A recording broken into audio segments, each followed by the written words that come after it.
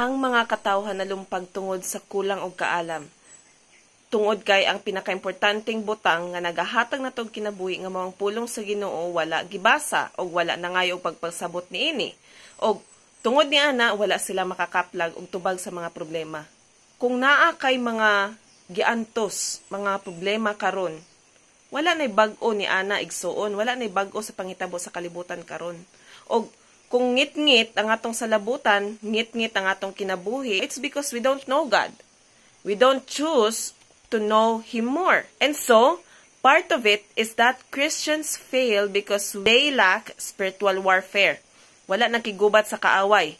Wala nangonsulta sa Ginoo before nga musulod sa isa ka butang. Wala nangonsulta sa Ginoo daan.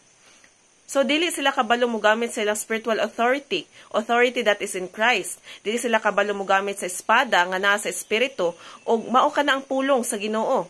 Magampo apan, pagampo lang sa unod, pagampo nga wala na subay pa jud sa kabubuton sa Ginoo, pagampo nga balik-balik nga walay pagsabot sa kabubuton sa Ginoo, o wala na subay sa pulong niya.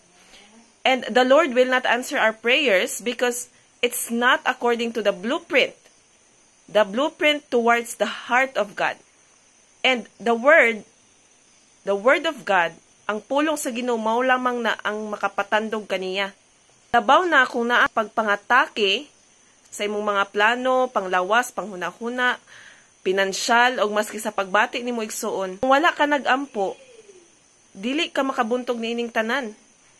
So, naa ba kay nahibaluan nga mga bersikulo igsuon sa kada pagsulay nga mabot sa imong kinabuhi? So, kung panahon nga kulangan kag bugas, panahon nga naa kay adtuan nga event, nagpray ba ka, nagwarfare ba ka daan?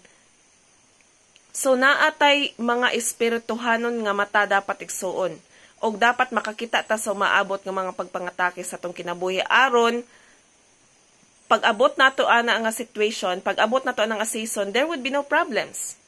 God didn't leave us comfortless and guideless or directionless because the Holy Spirit is there to warn us, even remind us all necessary with the scriptures.